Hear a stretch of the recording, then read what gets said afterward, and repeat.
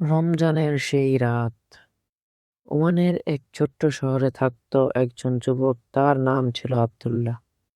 নামাজ পড়তো কিন্তু নিয়মিত নয়। রোজা রাখতো কিন্তু হৃদয় তেমন পবিত্র আসন না। তার কাছে রমজান ছিল শুধু না খেয়ে থাকা মাস। রমজান শুরু হওয়ার কয়েকদিন আগে তার মা অসুস্থ হয়ে পড়লো। হাসপাতালের সাদা দেওয়াল আর মায়ের কাঁপা কণ্ঠ সব মিলিয়ে আব্দুল্লাহর ভিতরে অদ্ভুত ভয় কাজ করতে লাগলো। রমজানের প্রথম দিন সাহারের সময় মা তাকে ডাকলো দুর্বল কণ্ঠে, বাবা, রোজা শুধু পেটের নয়, হৃদয় হয়। আল্লাহর জন্য কিছু ত্যাগ করতে শেখো। এই কথাটা আব্দুল্লাহর হৃদয়ে গভীরভাবে গেঁথে গেল।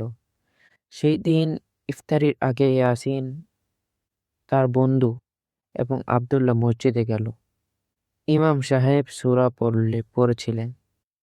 আল্লাহর কালাম যেন সরাসরি তার হৃদয়ে আঘাত করেছিল।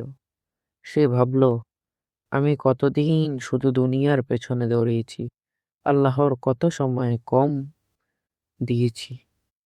সেই রাতে সে প্রথমবার মতো দীর্ঘ সময় ধরে দোয়া করল। চোখ দিয়ে অঝরে পানি পড়ল। হে আল্লাহ, আমি ফিরে আসতে চাই। রমজানের শেষ দশক। মায়ের অবস্থা আরো খারাপ। ডাক্তার বলল, সময় খুব কম। এক রাতে সম্ভব লাইলাতুল কদর। আব্দুল্লাহ হাসপাতালের ছোট্ট নামাজের ঘরে সিজদায় পড়ে কাঁদছিল। সে বলল, হে আল্লাহ, যদি আমার কোনো দোয়া কবুল করার রাত হয়, তবে আজ আমার মাকে সুস্থ করে দিন। আর যদি তাকে নিয়ে যাও, তবে তাকে জান্নাত নসিব করুন। আর আমাকে এমন বানান যে আপনার কাছ থেকে দূরে যাব না। সেই রাতটা ছিল তার জীবনের সবচেয়ে দীর্ঘ রাত। ঈদের আগের রাতেই তার মা ইন্তেকাল করলেন। আব্দুল্লাহ ভেঙে পড়ল, কিন্তু আশ্চর্যভাবে তার অন্তরে এক শান্তি ছিল। সে মনে করল, মা বলেছিলেন, রোজা শুধু পেটের নয়, হৃদয়। ও ঈদের সবাই নতুন পোশাক পরে আনন্দ করছিল। আব্দুল্লাহ কবরস্থানে দাঁড়িয়েছিল, চোখ ভেজা কিন্তু হৃদয় আলোকিত।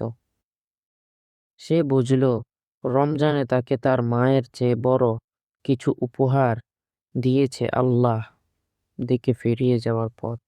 রমজান শুধু ক্ষুধা সেবা করার মাস নয়, এটা আত্মা জাগানোর মাস, এটা ফিরে আসার মাস, এটা কান্নাকে কবুল হওয়ার দরজায় পৌঁছে দেওয়ার মাস।